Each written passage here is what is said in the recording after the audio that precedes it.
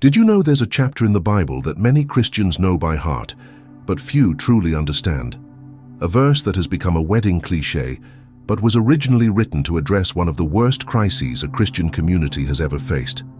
Get ready, because what you're about to discover about 1 Corinthians 13 could change everything you thought you knew about love, faith, and community. Here's the truth no one told you. Paul didn't write these words about love on a romantic afternoon inspired by the past. He was facing a desperate situation, dealing with a church that was practically disintegrating. Members were fighting among themselves, competing for spiritual status, and had turned the gospel into a joke for the city of Corinth. The situation was so dire that even pagans mocked the fighting Christians. Just imagine, a community that should have been an example of unity had become a symbol of division and scandal. But here's the stunning paradox. It was in this utter chaos that Paul wrote the most powerful words about love ever recorded in history. It wasn't academic theory or abstract philosophy, it was emergency medicine for a collapsing community. And this prescription not only saved the church at Corinth, but has become the definitive guide for all seeking to transform their relationships. Are you tired of superficial and empty relationships? Fed up with communities that promise love but deliver only competition and judgment? Here's your answer. The same principles that brought salvation to the church at Corinth can revolutionize your relationship life today. And we're not talking about shallow self-help or religious sentimentality. We're talking about wisdom tested through real hardship, which works in marriages, friendships, families, and even the workplace. But here's a secret few have discovered.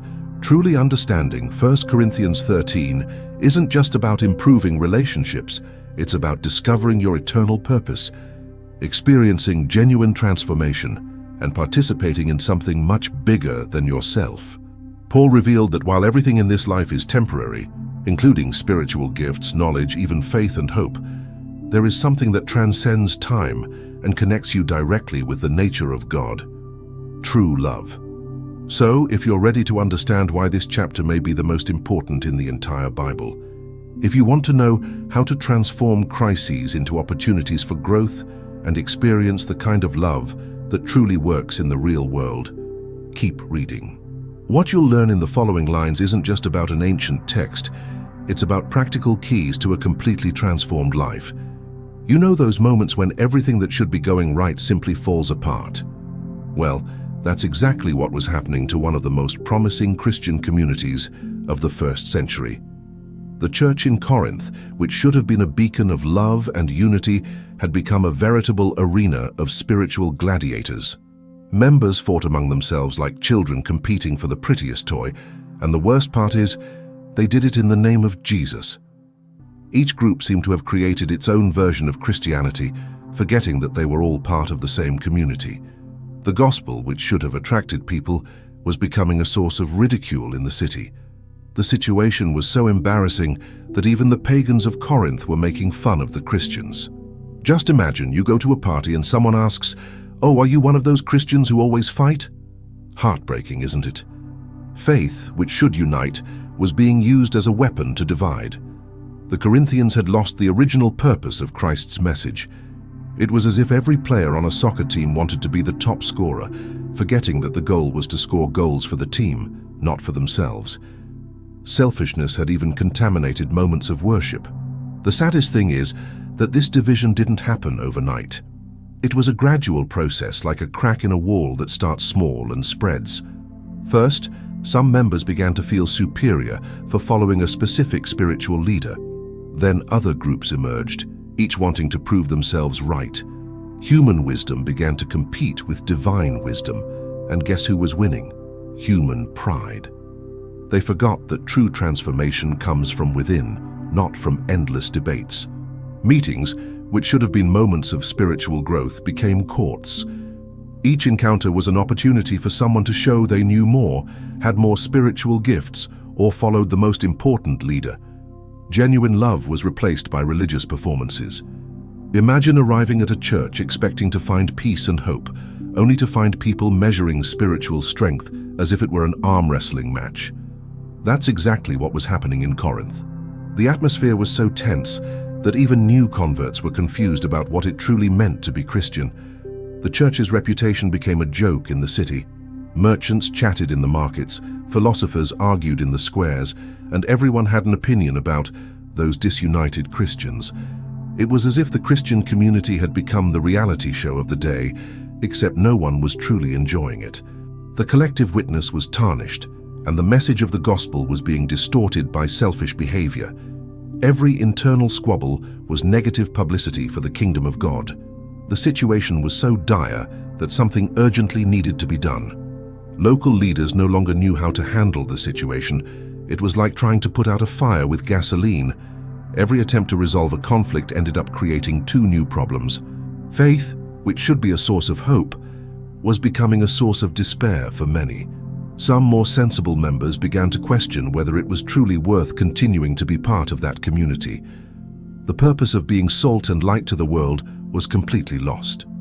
Divine intervention was needed, and it was about to arrive through a letter that would change everything. The consequences of this crisis extended far beyond the four walls of the church. Families were divided, marriages were suffering, and even business relationships among members were affected by the lack of brotherly love. It was like a spiritual virus contaminating every area of life.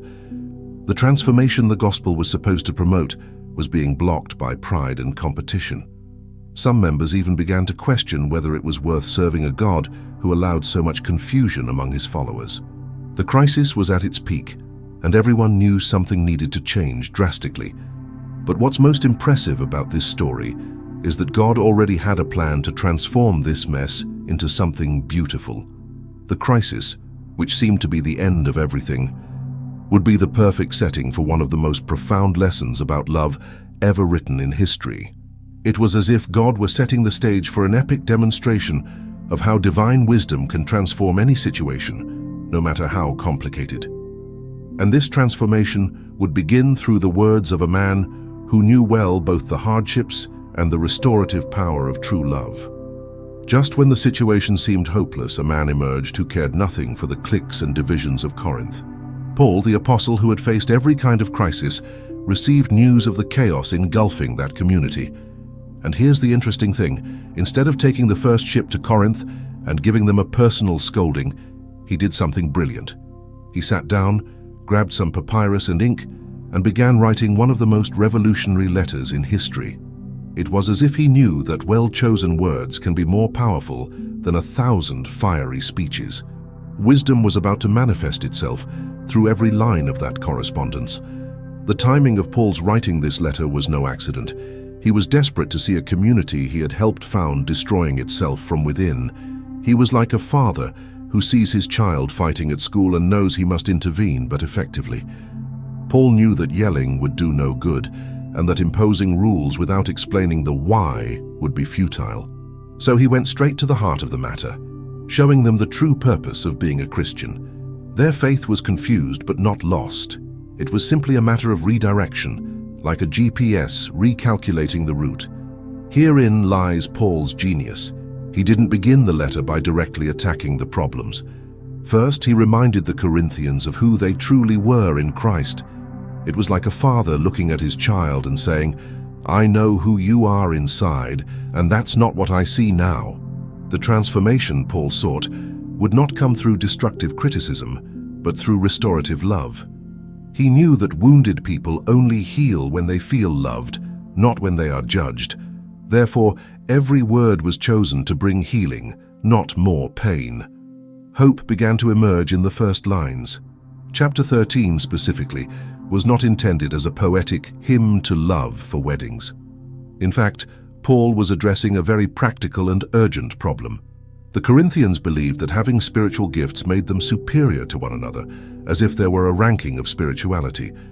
So Paul showed that all the gifts in the world are useless without genuine love.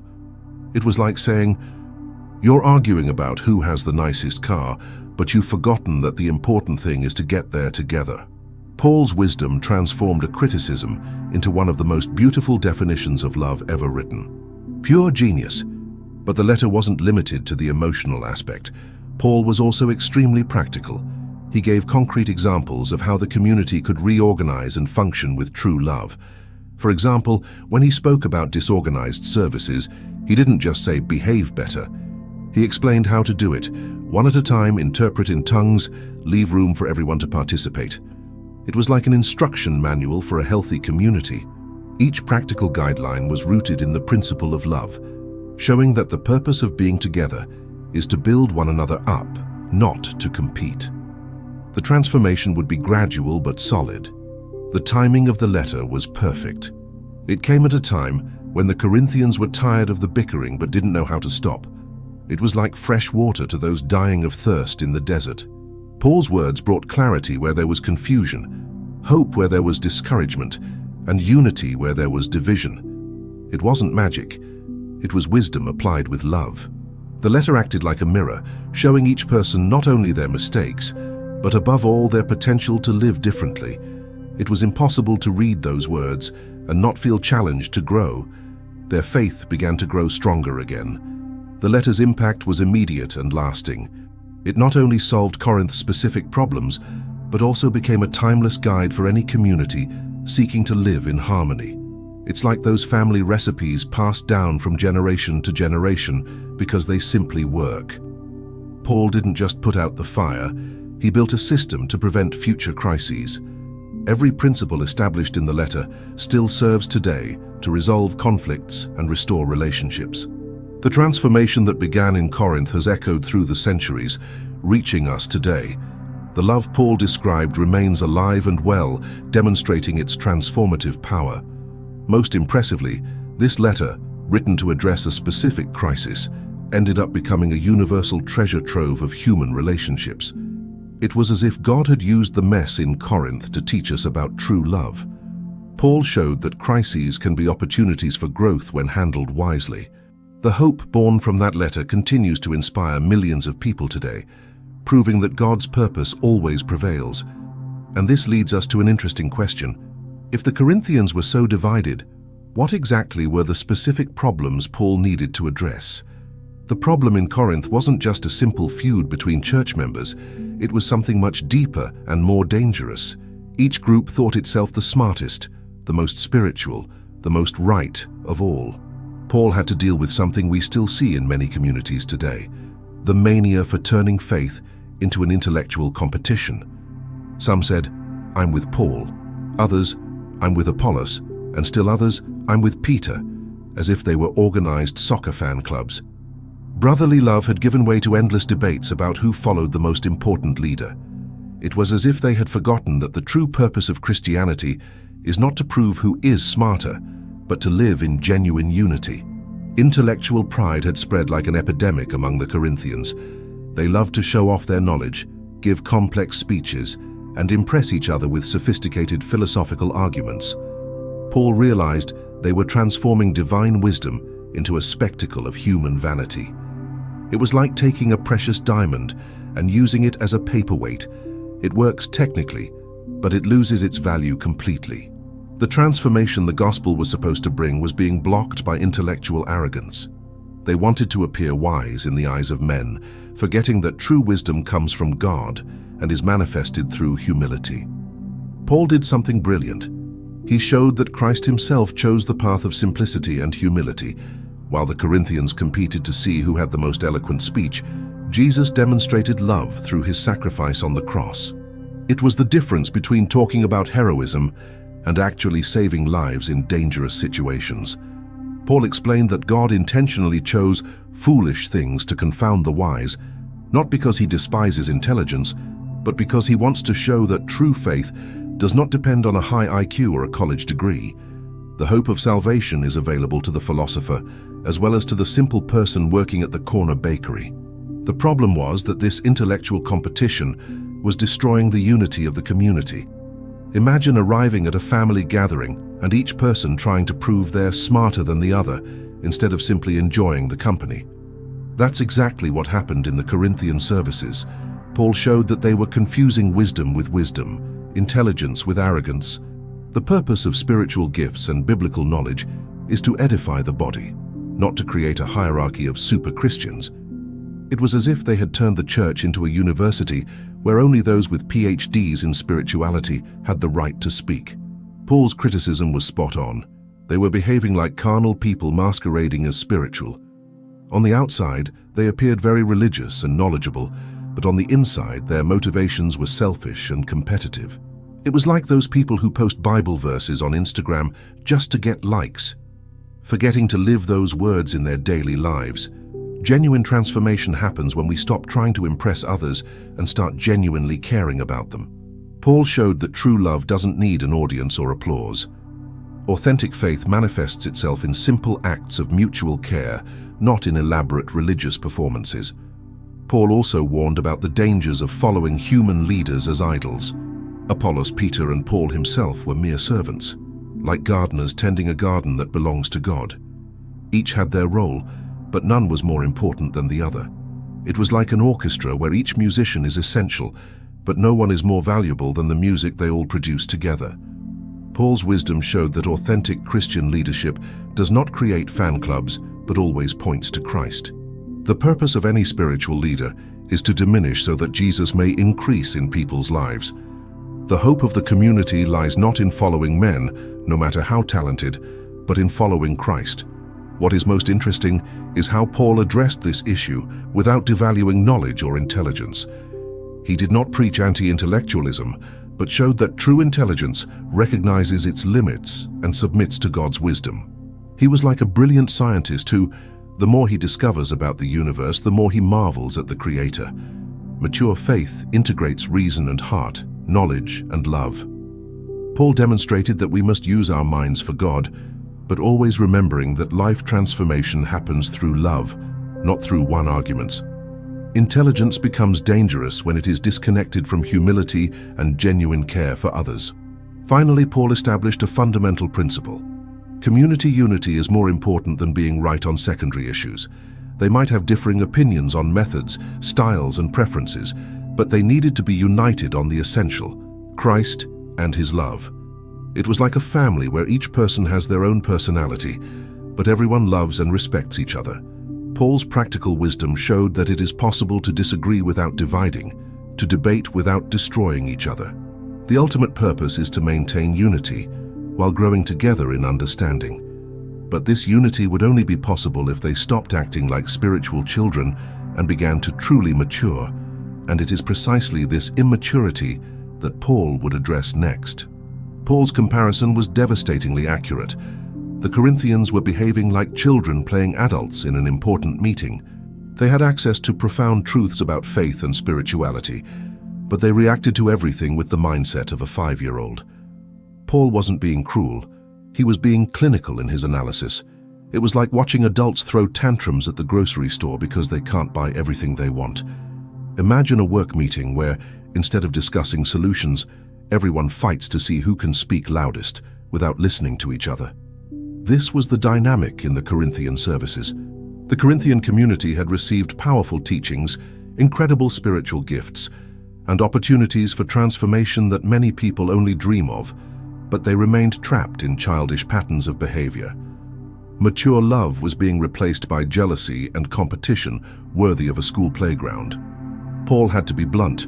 You are still carnal. It was like a father looking at his teenage son and saying, you are old enough to understand this better. Spiritual wisdom is not automatic. It needs to be cultivated and practiced day after day. The Corinthians wanted the benefits of maturity without paying the price of growth. It was like wanting to build gym muscles without ever leaving the couch.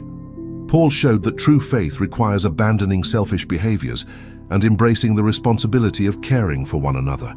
The purpose of the Christian life is to grow in love and wisdom, not to keep floundering in the same childish mistakes. The problem of spiritual immaturity manifested itself in very practical and embarrassing ways. During worship, they interrupted each other, put on personal displays with their spiritual gifts, and turned sacred moments into ego contests. It was like a school performance where each child wants to be the star, forgetting that the important thing is the play as a whole. Paul explained that spiritual maturity is revealed in how we treat others, especially when no one is watching. Genuine transformation happens when we stop thinking, what can I get, and start asking, how can I contribute? The hope for a healthy community lies in this shift in mindset. Paul's analogy of milk versus solid food was brilliant. Babies need milk because they can't chew and digest more complex foods. Spiritually, the Corinthians were still stuck in basic concepts, having not developed the maturity necessary to understand deeper truths. It was like trying to explain calculus to someone who is still learning to add. Paul wasn't downplaying the importance of the fundamentals, but showing that there is a natural process of growth that they were resisting. Mature faith can handle paradoxes, uncertainties, and complex situations without panicking or attacking. Adult love is patient enough to understand that not everything needs to be resolved immediately. What bothered Paul most was seeing people with so much potential wasting energy on petty squabbles. It was like seeing an Olympic athlete wasting time arguing with children on the playground instead of focusing on their serious training. The Corinthian community had all the potential to be an example of Christian maturity for the entire world, but they behaved worse than many non-Christians. Paul showed that spiritual immaturity is not just a personal problem. It affects the entire community and undermines the witness of the gospel. Mature wisdom recognizes that our actions have consequences that extend far beyond ourselves. The purpose of growing spiritually is to become a blessing to others, not just to secure our own salvation.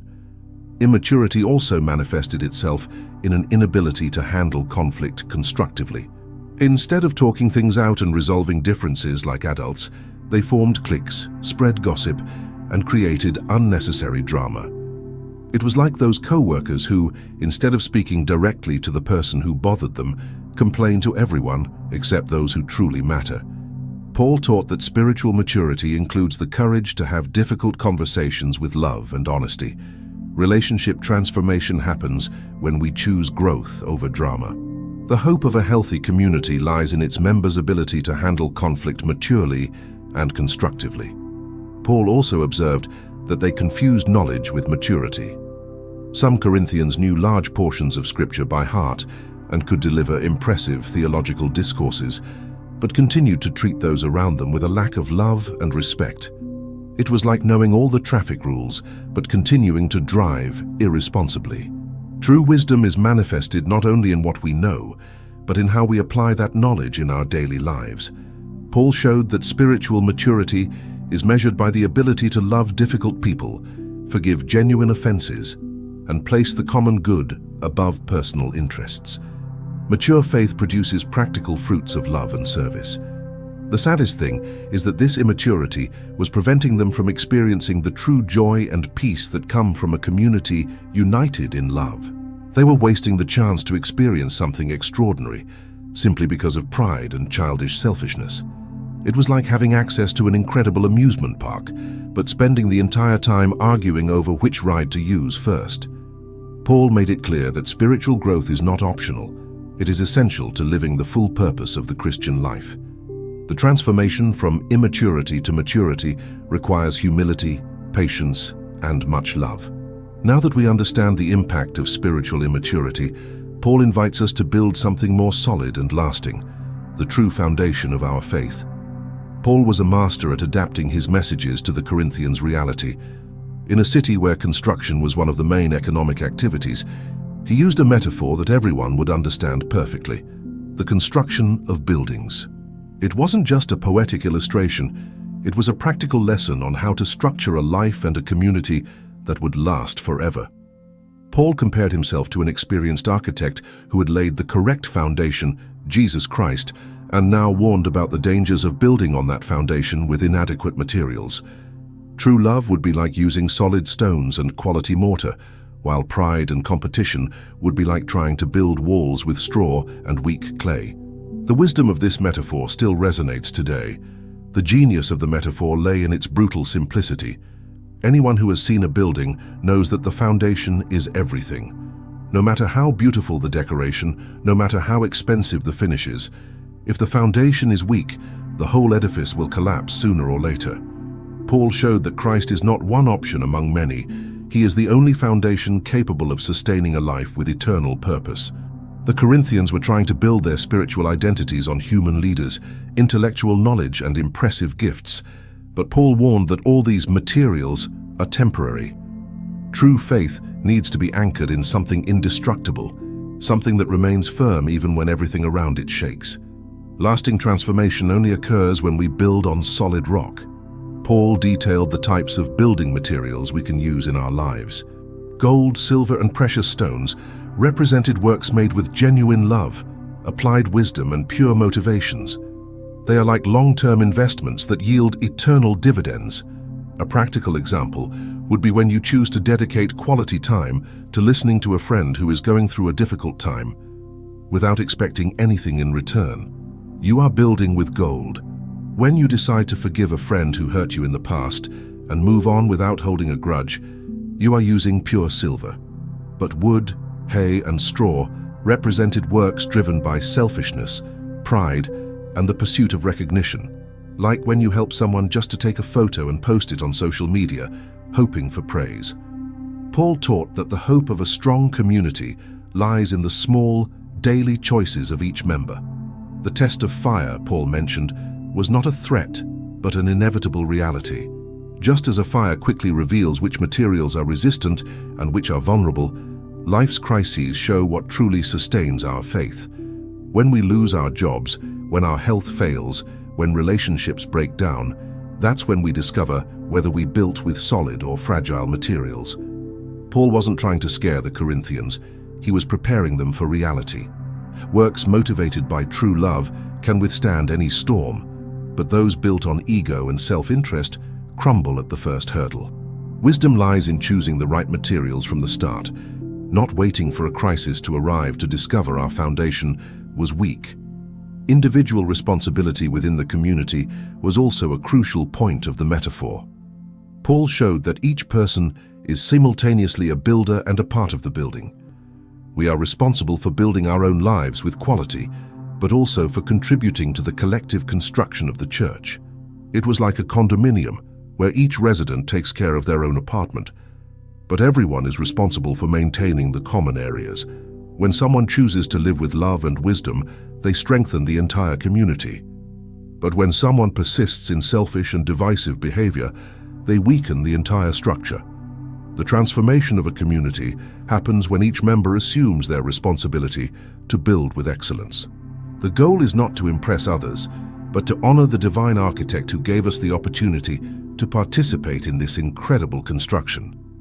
Paul also warned about false builders, those who destroy the work of others for their own interests. It was like spiritual vandalism, people who, instead of contributing to the unity and growth of the community, spread division and discouragement.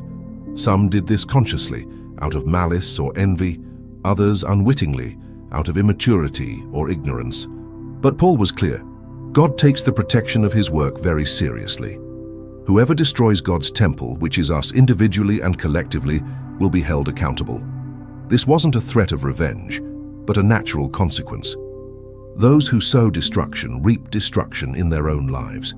Hope lies in the fact that God also empowers each of us to be skillful builders, not irresponsible demolitionists. The beauty of the metaphor also lay in its long-term perspective. Paul showed that we are not building just for this life, but for eternity. Every act of love, every word of encouragement, every gesture of forgiveness is literally building something that will last forever. It was like planting trees whose shade our great-grandchildren will enjoy.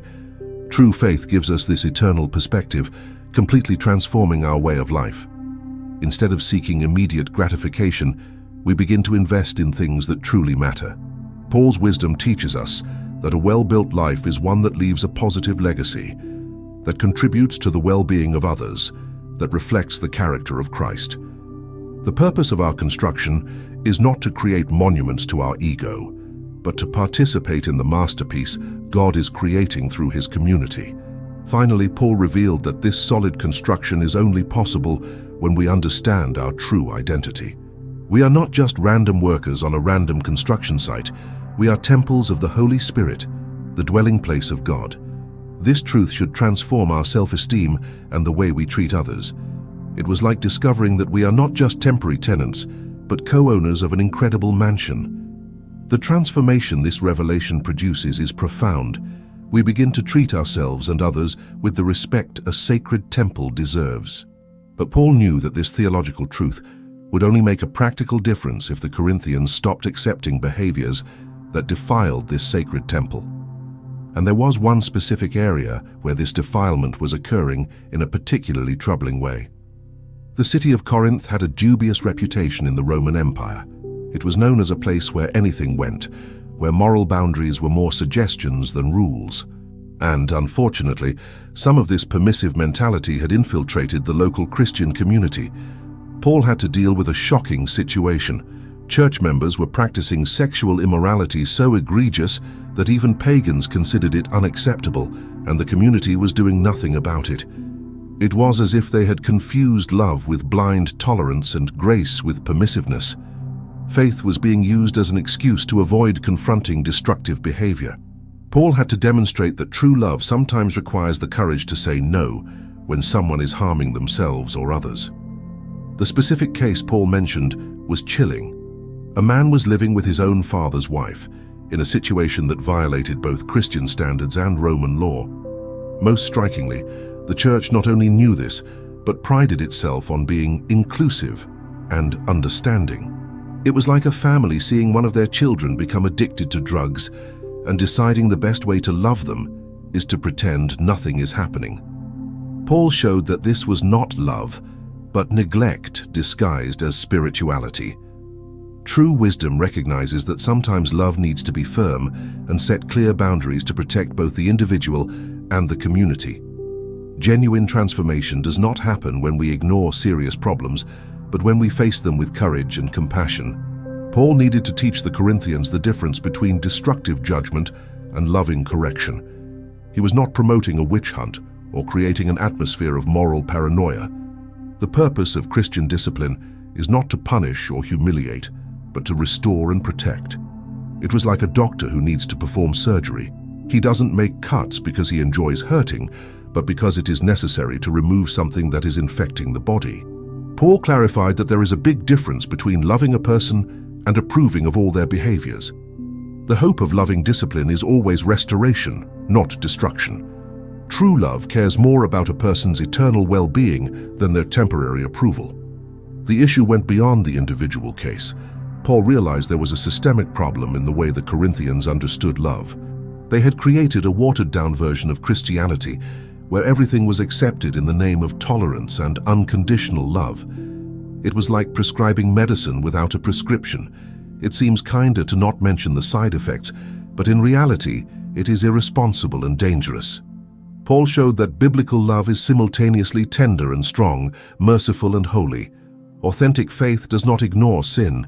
It offers forgiveness and transformation. True wisdom understands that sometimes we need to be uncomfortable in the short term to experience long-term healing. It was a lesson that went far beyond sexual morality. It was about how to truly love people. Paul also warned about the dangers of failing to address destructive behavior within the community. He used the metaphor of yeast. A small amount of sourdough can contaminate the entire batch. It's not that a sinful person is contagious in the literal sense, but unchallenged behaviors tend to become normalized and spread. For example, in a workplace, if a colleague starts missing work without justification and no one challenges them, others may soon consider it acceptable, and team morale weakens. In the case of Corinth, failing to confront immorality was allowing it to contaminate the entire church. Paul explained that allowing destructive behavior in the name of love actually harms the entire community. Collective transformation requires each member to commit to standards of living that honor God and build one another up. The goal is not to create a community of perfect people, but of people committed to mutual growth. Paul's heart shone through every word. He wasn't being strict for pleasure, but out of genuine love, both for the person in question and for the community as a whole.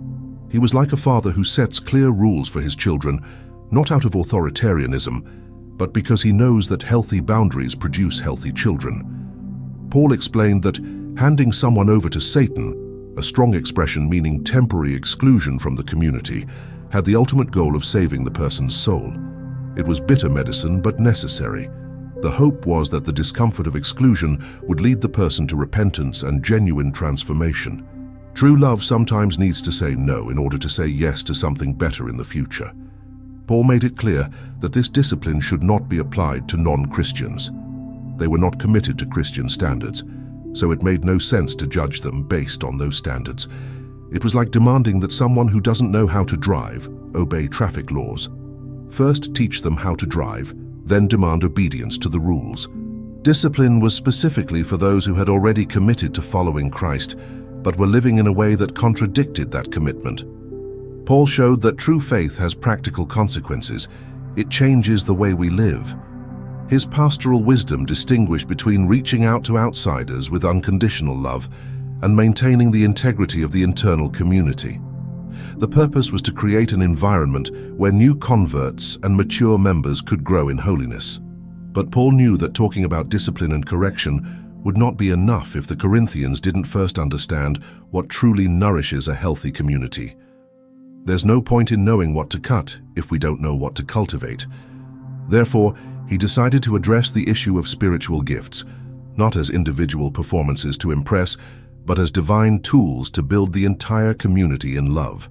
After all, what would be the purpose of spiritual gifts if not to strengthen the bonds of unity and mutual transformation? The Corinthians had turned spiritual gifts into a competition to see who was most anointed or most used by God. Each person wanted to prove they had the most impressive superpower, completely forgetting that the gifts were given to strengthen the entire community, not to create a hierarchy of super Christians. Paul had to urgently intervene, as faith was being reduced to a spiritual talent show. Some boasted of speaking in tongues, others felt superior for prophesying, and some competed to see who received the most profound revelations. Brotherly love had been replaced by spiritual envy, and the purpose of the gifts, to edify the body of Christ, was being completely distorted. Paul's wisdom would brilliantly correct this distortion. Paul began by explaining that all gifts come from the same source, the Holy Spirit. It was like an orchestra where each musician plays a different instrument, but all follow the same score and the same conductor. It made no sense for the violinist to think he was better than the pianist, or for the drummer to despise the flutist. Each gift has a specific function and unique importance in the community. Paul showed that the diversity of gifts should not generate competition, but rather a celebration of divine creativity.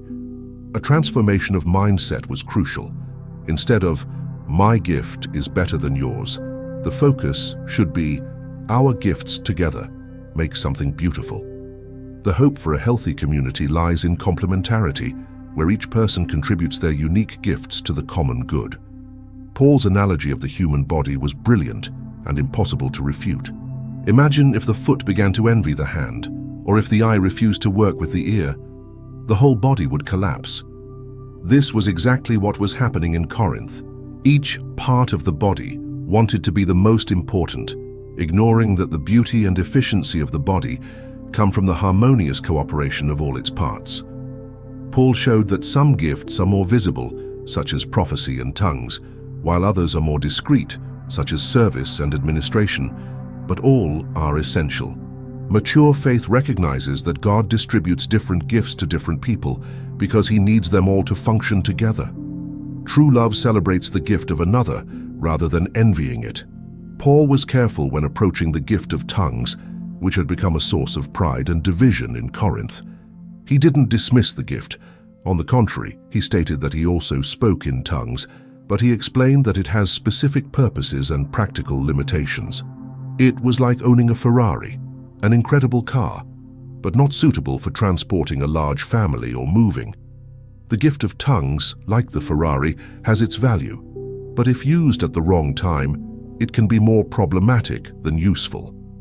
For example, imagine someone boasting about being very good at something, like a talented musician who performs to impress, but doesn't bother to teach others the technique they've learned, or even to play in a group to create harmony.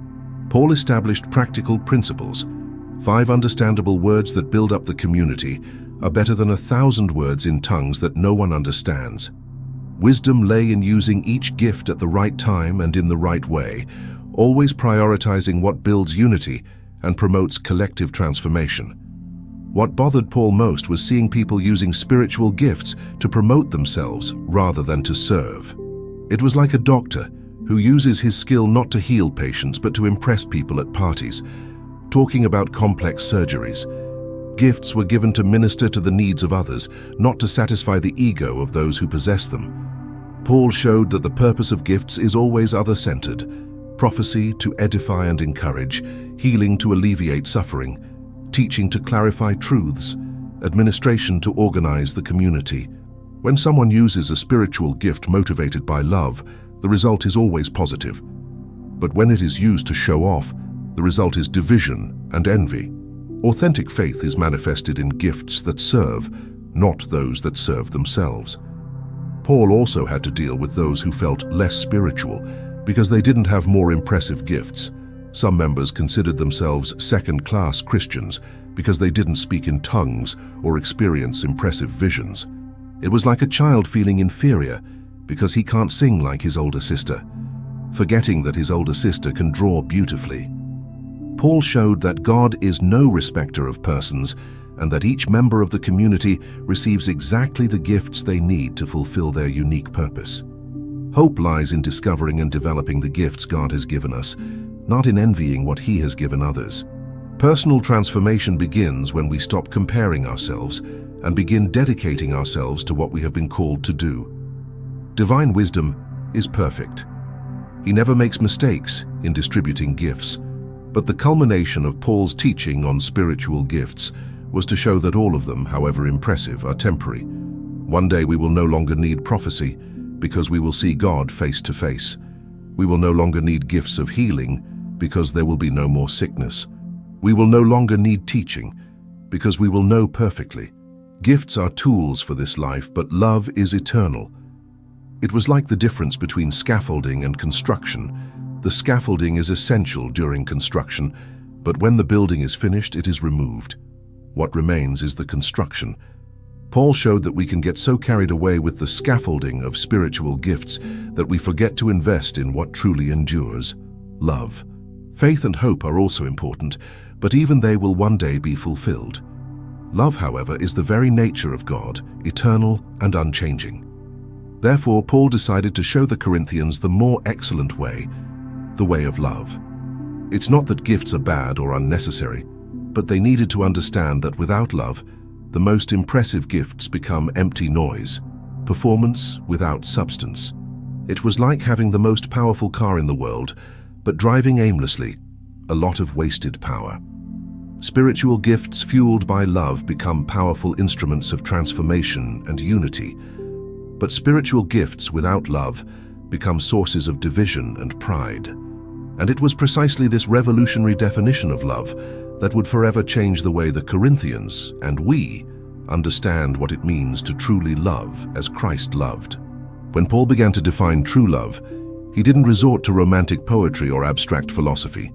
He got straight to the point, highlighting practical, observable characteristics that anyone could recognize in everyday life. It was as if he were describing a real person walking down the street. You could point and say, "Look, that's a person who truly loves." The first characteristic Paul mentioned was patience, and this was no accident. In a community where everyone wanted everything right away and arguments erupted for any reason, Paul showed that genuine love has a long lifespan. It was like the difference between a candle that burns fast and brightly and a coal that maintains a constant heat for hours. The wisdom of patient love lies in understanding that real transformation takes time and that people are more important than schedules. The kindness Paul described was also not the superficial kindness that appears only when convenient. It was an active generosity that seeks opportunities to do good, even when no one is seeing or thanking you. For example, when you see a colleague overwhelmed at work and decide to help without being asked, that is genuine kindness. When you forgive someone who hurt you before they even apologize, that's love in action. Paul knew the Corinthians needed concrete examples, accustomed as they were to empty words and religious performances. True faith manifests itself in simple acts of kindness that transform the environment around them. The hope for a healthy community lies in these everyday gestures of mutual care, creating an atmosphere of safety and acceptance. When Paul said that love is not envious or boastful, he was hitting home the Corinthians' central problem. Envy had become a spiritual epidemic. Envy of others' gifts, of popular leaders, of prominent positions. Boasting was the flip side of the same coin, people showing off to impress and feel superior. It was like a toxic social network, where everyone pretends to have a perfect life to make others jealous. Paul showed that genuine love celebrates others' success as if it were its own, and doesn't need to promote itself because it is genuinely interested in the well-being of others. Transformation happens when we stop competing and start rooting for each other. The purpose of community life is not to prove who is better, but to help everyone become the best version of themselves. The description that love is not puffed up or unbecoming was a direct critique of the arrogant behavior Paul had observed in Corinth. Some members considered themselves intellectually superior, others spiritually more developed, and this manifested itself in arrogant and rude attitudes during worship services. It was like those people who interrupt conversations to show they know better, or who make sarcastic comments to belittle others. Paul showed that true love has class. It treats all people with respect and dignity, regardless of their limitations or differences. The wisdom of mature love recognizes that each person has intrinsic value and deserves to be treated with kindness. Authentic faith manifests itself not only in what we say about God, but especially in how we treat the people He created. Paul also emphasized that love is not self-seeking, nor is it easily provoked. This was revolutionary in a culture where everyone fought for their rights and took offense at every turn. It was like the difference between someone who is always calculating what they will gain from each situation and someone who genuinely cares about the collective well-being. For example, when a conflict arises in the community, a person moved by love asks, "How can we resolve this in the best way for everyone?" rather than, "How can I win in this situation?" Paul knew that a community only functions when people are willing to sacrifice some personal interests for the common good. Relationships transform when we shift from defensiveness to constructiveness. Hope lies in discovering that when we prioritize the good of others, our own well-being also increases. The fact that love neither suspects evil nor rejoices in injustice touched a deep wound in the Corinthians. They had developed a culture of gossip and judgment where everyone observed each other's flaws as entertainment. It was like a toxic work environment where people wait for colleagues to make mistakes so they can have something to talk about over coffee.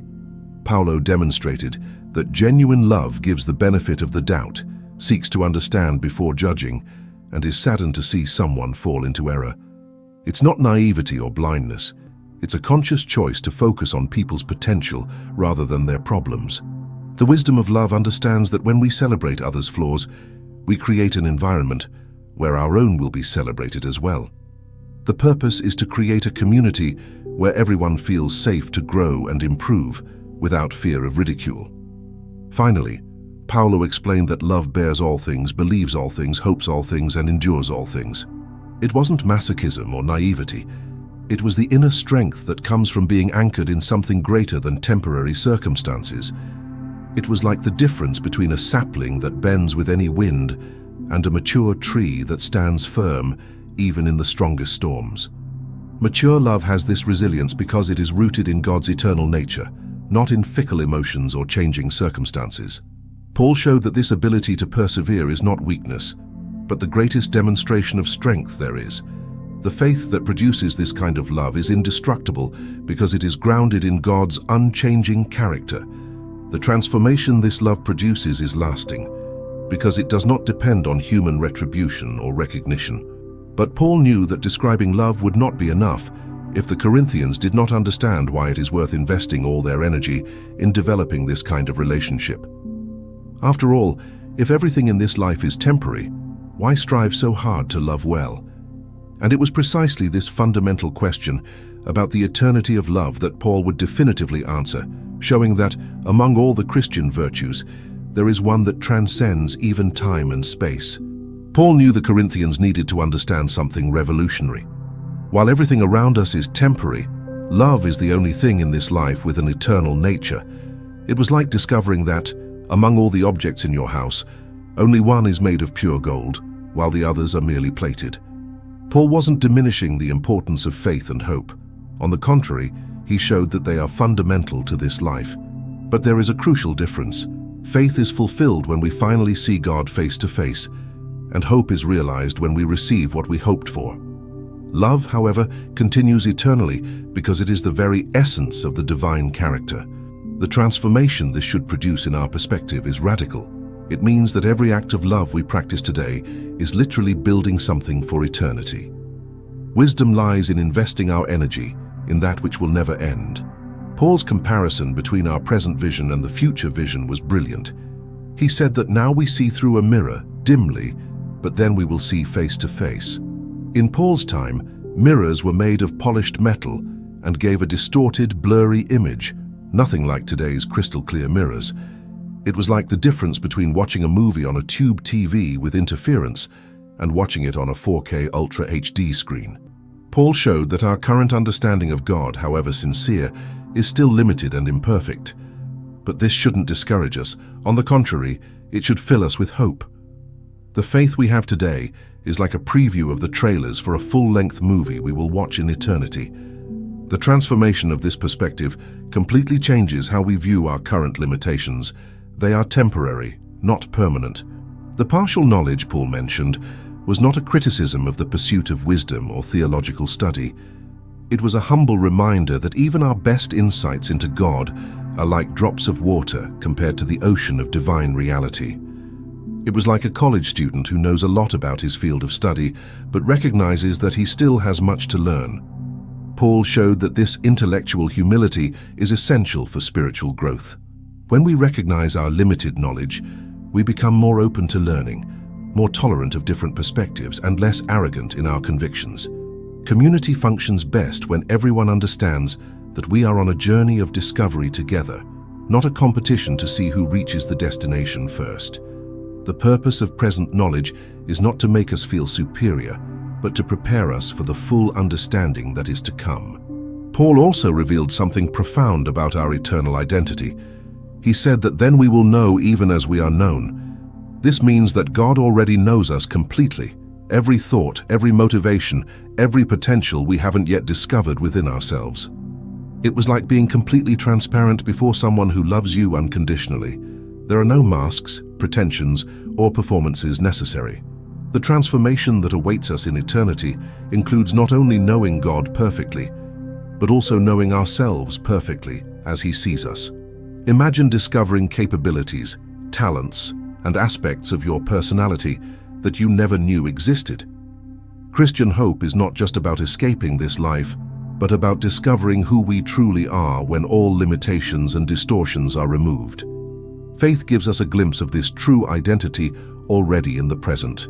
The fact that love is eternal also means that it is the bridge between our current experience and our future reality.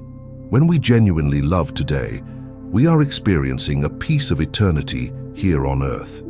It was like having a free sample of an incredible product that you will be able to fully enjoy later. Paul showed that the love we practice in imperfect relationships and difficult situations prepares us for perfect relationships in a transformed reality. Each time we choose to forgive, serve, or put the interests of others above our own, we are literally practicing for eternity. The wisdom of this perspective completely changes our motivation to love. We love not just to make this life more pleasant, but because we are being trained for an existence where love will be the natural atmosphere. The purpose of our current relational struggles is to teach us to love as God loves. Paul established a clear but non-competitive hierarchy between faith, hope, and love. All are essential, but they have different functions in the divine plan. Faith is like the key that opens the door to spiritual life. Hope is like the light that guides us through the dark corridor of this life. But love is like the final destination, the place we arrive at and remain forever. It was like a journey where you need a map, faith, and a compass, hope, to reach your destination. But once there, you no longer need the map or the compass. You simply enjoy the place you always wanted to be. The transformation this understanding produces is liberating. It means we are not just trying to survive this life, but preparing for the real life that is to come. The Christian community is like a preparatory course for eternity. Most impressive of all, Paul revealed that love is greater than all else because it is the only characteristic that perfectly mirrors the nature of God. When the Bible says God is love, it is not just describing one of His qualities, but His fundamental essence. It was like discovering that the force that moves the entire universe is the same force that motivates us to care for one another. Paul showed that when we love, we are participating in the divine nature itself. It is not a metaphor or a poetic exaggeration. It is a profound spiritual reality. Faith connects us to God, hope directs us to God, but love makes us like God. The transformation this should produce in our self-understanding is revolutionary. We are not just creatures trying to please a distant creator, but children learning to have the same loving nature as the Father.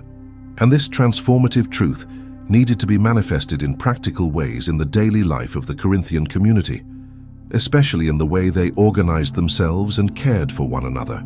After teaching about the eternal nature of love, Paul knew it was time to show how this transformative truth should work in the everyday practice of the community. It was like leaving behind the theory of driving school and finally getting into the car to drive in real traffic. Now it wasn't enough to know the rules, it was necessary to apply them. Paul gave very specific instructions on how to organize worship services, how to treat one another, and how to create an atmosphere where love could naturally flourish.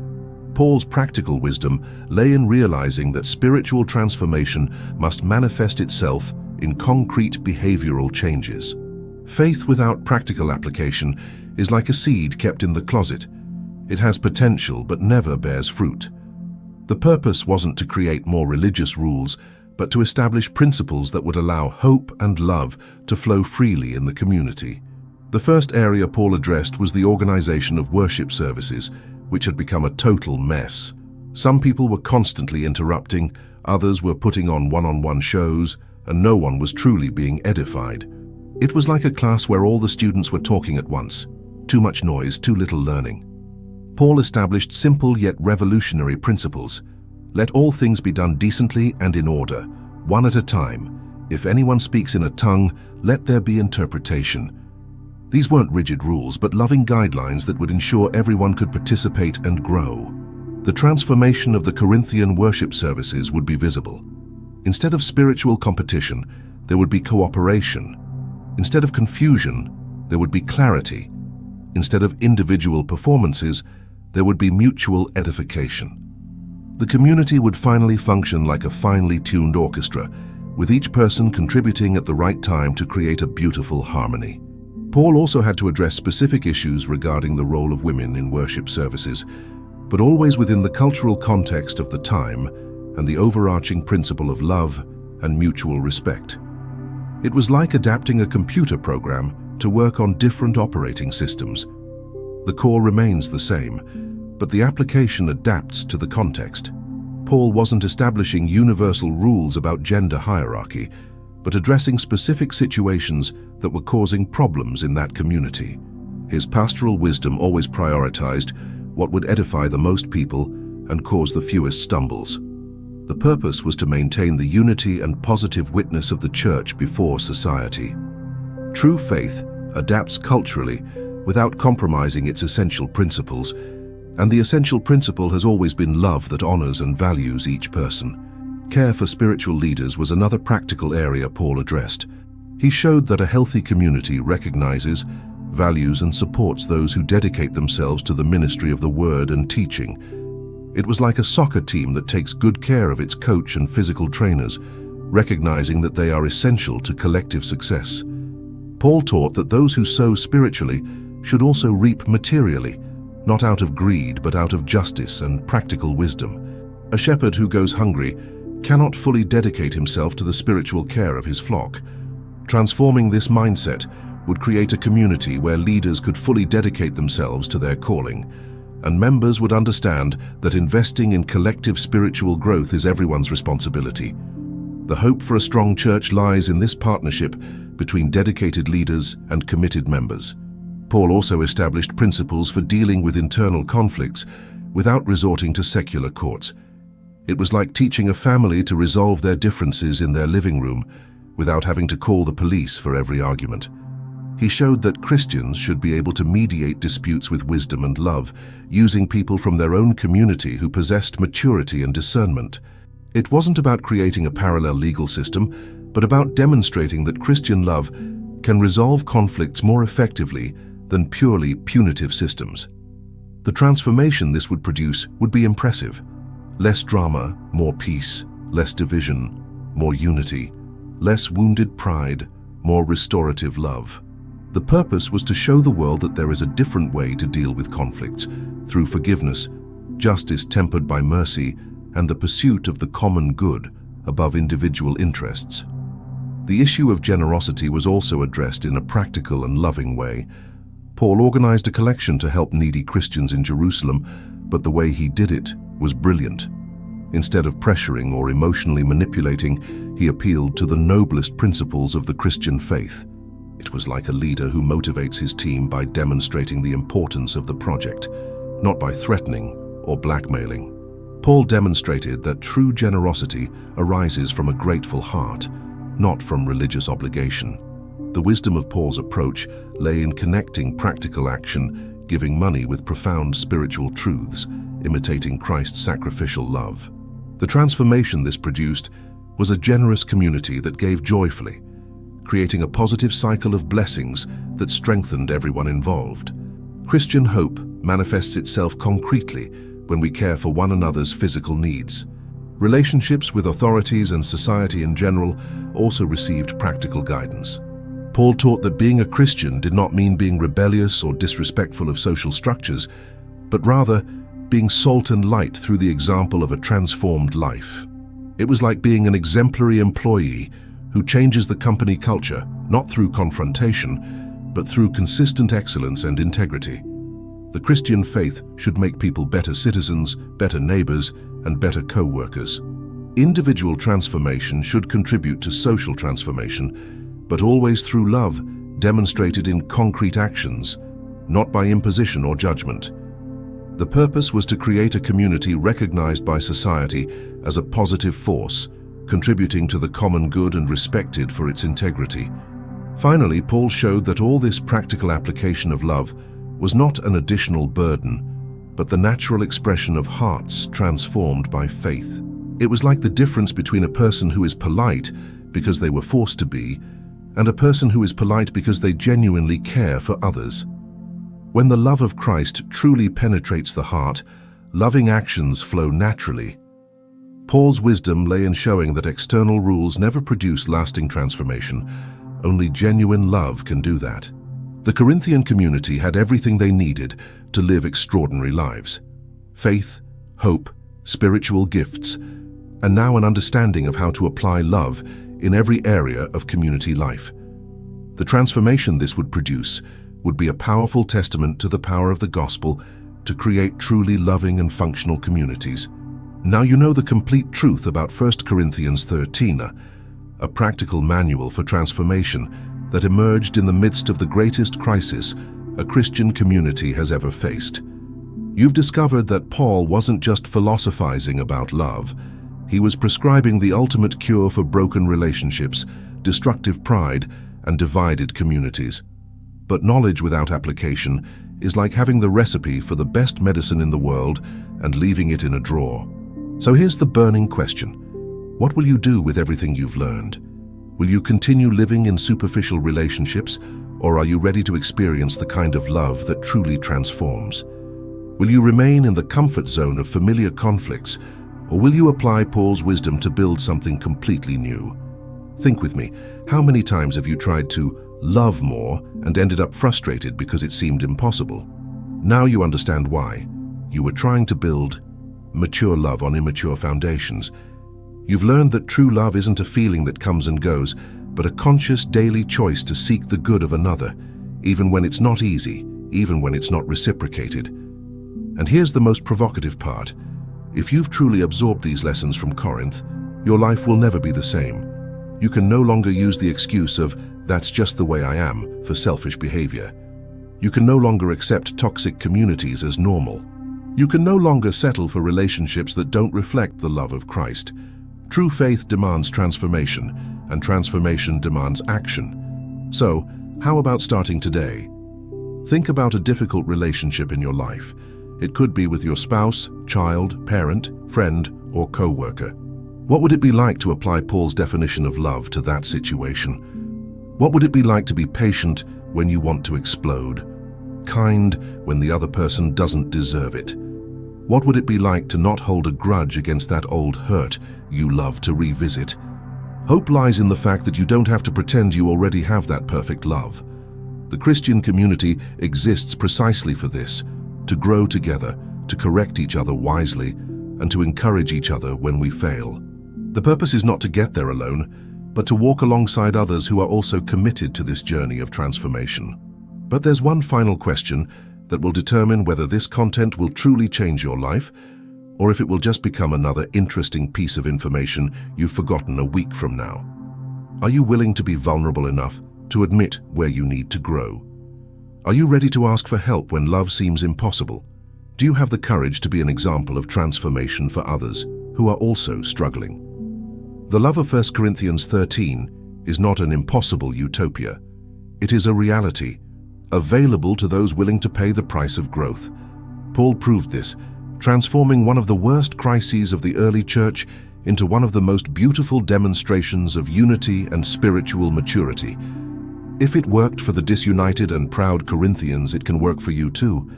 So don't let this wisdom grow moldy in your mind. Start applying it today, where you are, with those who are by your side. And remember, every small act of genuine love you practice is literally building something eternal, something that will last far beyond this life. If this content touched your heart, and you want to continue growing on this journey of transformation through biblical wisdom, subscribe to the channel and turn on notifications.